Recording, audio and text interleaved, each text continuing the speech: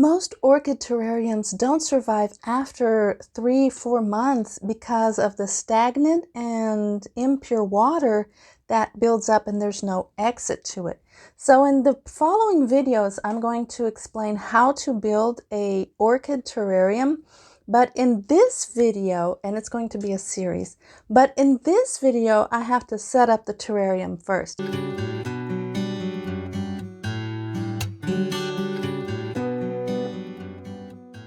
Hi, I'm Amanda Matthews, and thank you for watching this video at Orchideria. So to have a successful terrarium that has orchids in it, we have to remember where they come from in nature. Our high humidity plants, so they will want to have a humidity around them. Now in a closed terrarium, that will build up to excess evaporation, which will condensate and drop down onto the already wet and humid substrate, which ends up becoming full of mold, bacteria, and decomposing your terrarium faster than you would like. What I do want you to notice, though, is for any orchid terrarium that is going to have other plants into it, like filler plants, it needs to have a false bottom. Most orchid terrariums don't survive after a few months of mounting because they become saturated with stagnant and impure water, causing bacteria proliferation. The substrate becomes putrid with no exit for condensation except to fall on the already supersaturated substrate. The result is a horrifying smell and dead orchids. Even if you water and mist in the correct doses to fixing up both of these problems, making your orchid terrarium thrive from the bottom up. Why does the water in the terrarium go bad? First, let's understand exactly what is happening to the terrarium in terms of water droplets. When you mist a terrarium, be it closed or open, the water droplets will stay in the air for the first 2 hours. With gravity, they fall into the leaves and potting soil used as substrate layer. If you have other terrariums that do not have orchids, you will probably be using potting soil. But since I am talking about an orchid terrarium that does have filler plants, there will be a mixture of orchid bark, sphagnum moss, charcoal, perlite, and other materials that are more suitable for orchids. If you aren't growing orchids in your terrariums but other plants, your soil must be different. In most cases, the effect will be more severe and extreme since normal soil compacts quicker than orchid bark. So the same applications for the false bottom are valid. Without a false bottom, the water droplets precipitate onto the substrate layer, penetrate the potting mix, and stay there indefinitely. Sitting water. The world's major health issues derive from sitting water: dengue, malaria, cholera, hepatitis, and many others. Stagnant water is the perfect environment for bacteria. If you have an open terrarium, the water will eventually evaporate, leaving the substrate. This only happens if the substrate isn't compacted down by the water. If your level of substrate has become so thick and dense that air has a hard time circulating through it, the water will not evaporate before it's time to mist again, making the problem even worse. If your terrarium is closed, the evaporation process will still occur, but at a slower rate, yet the water droplets condensate and precipitate again onto the soil, back to ground zero. Water weighs down the soil over time, even if it's harder and denser material such as charcoal. The potting mix layer of a substrate will become compacted with continual misting, preventing proper airflow and circulation that are necessary for orchid growth. The same reasoning applies to pots and is why you need to repot every 2 years, give or take. In a terrarium, our goal is quite a bit longer.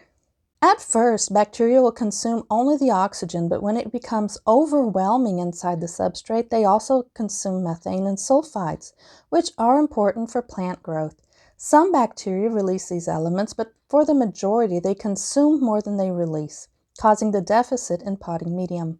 Without these two elements, orchid roots become increasingly susceptible to disease and die off. The purpose of the false bottom in the orchid terrarium is threefold. First, it needs to hold that excess water.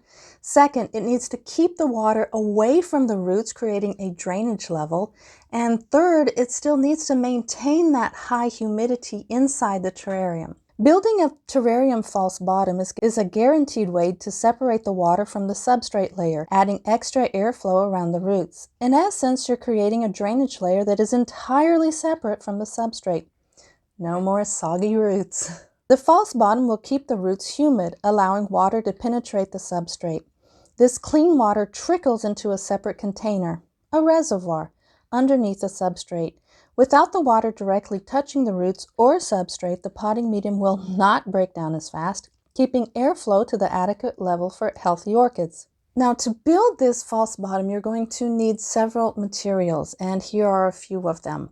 Gravel, river rocks, pebbles, aquarium rocks, leca pebbles, lava rocks, marbles, egg crate, or decorative garden rocks. The second part of creating this false bottom is to use some kind of separator that will separate the false bottom from the substrate, because you want the water to trickle through the substrate, hit the false bottom, but then not bring the substrate with it. A window screen mesh or mesh is also great for this. Geotextile fabric also works well. You can use also a plastic that you have punctured well. That also works. Whatever you use, make sure it's not biodegradable, because you don't want this layer to decompose. Now, once you have your ground level where the reservoir is, you're going to put this mesh layer on top. Now you can come to your substrate. If you're doing a terrestrial orchid terrarium, then you can use a little bit of peat moss, leaf litter, and this is the only time ever that I recommend peat moss, because it is horrible to use. You have to know what you're doing. But terrestrial orchids seem to like a little bit of this peat moss inside, not just orchid bark and not just sphagnum moss, but add a little bit of peat moss to it. And then from here on out, you can enjoy the building of a terrarium. If you like this video, please give it a like and subscribe to my channel to see more about how to cultivate orchids and craft terrariums. In these two videos over here are different aspects to your orchid terrarium as it progresses. So check those out and get creative.